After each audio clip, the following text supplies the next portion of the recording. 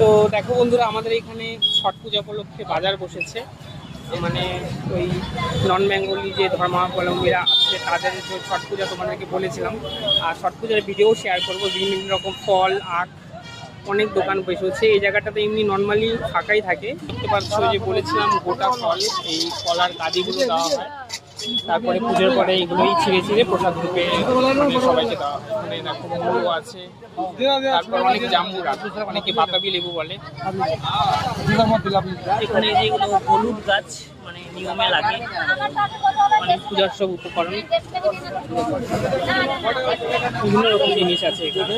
মানে ওদের পুজোতে যে সমস্ত কিছু লাগে আলাদা নিয়ম, যেহেতু মূলো, বরবটি, বিভিন্ন রকম সবজিও লাগে।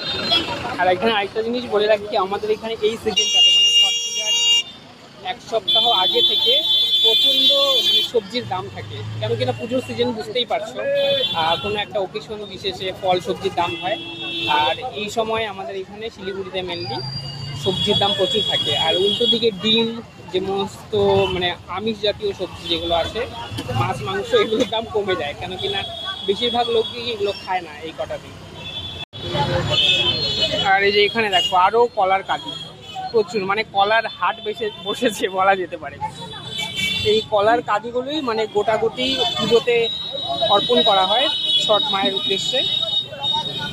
এই যে অনেক প্রচুর এদিকে মানে কলার হাট বসে গেছে বলা যেতে পারে। চতুর্দিকে খালি কলা আর কলা। এখানে দাম চলছে।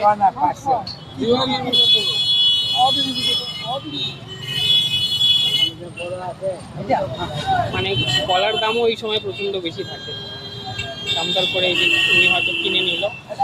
যাই হোক, পুজোর জন্য কিনতে হবে, দামটা ম্যাটার না। দাম বেশি জানলেও ওদেরও ব্যবসার বিষয়, আর পুজোতে সবাই একটা অতটা চিন্তা করে না এইসব বিষয় নিয়ে, দামটা নিয়ে।